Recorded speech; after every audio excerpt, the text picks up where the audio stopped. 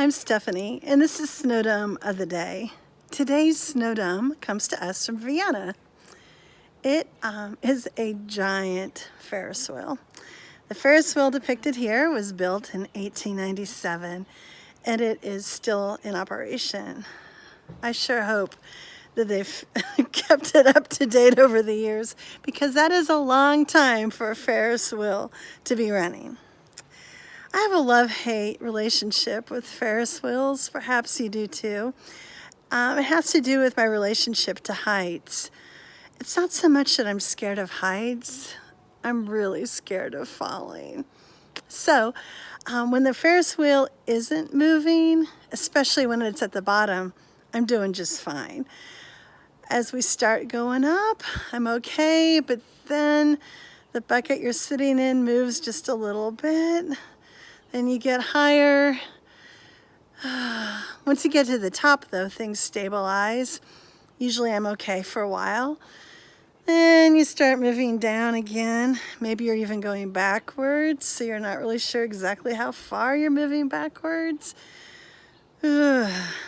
So it's an exhilarating and yet also excruciating experience. Sometimes I'm able to enjoy the view. When you're at the top of the Ferris wheel, you can see farther away and things are beautiful. And maybe you're sitting with somebody who has a reassuring presence about them.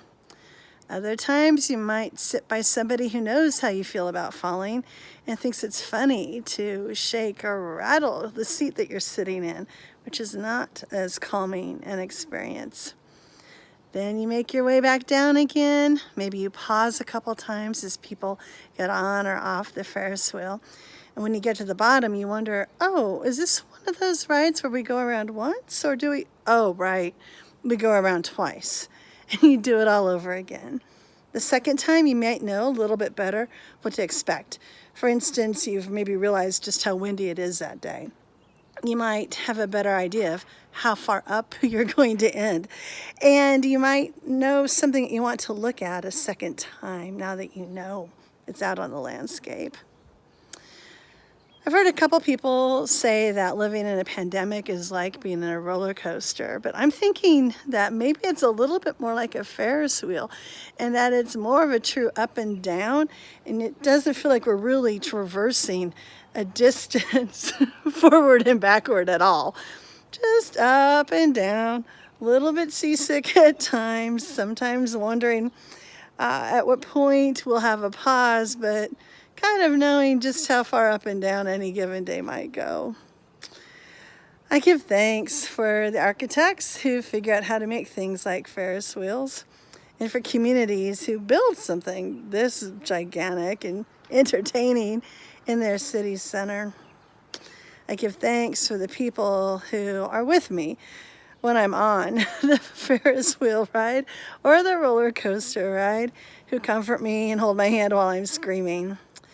And I give thanks for a faith life that reminds me that whether or not I think I'm making any progress, there's always a view to appreciate.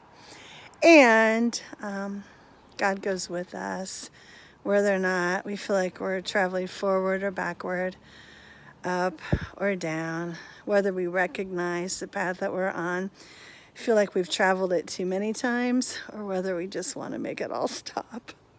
I give thanks for that part of the journey, the part that provides consistency in the midst of change. Greetings from Vienna.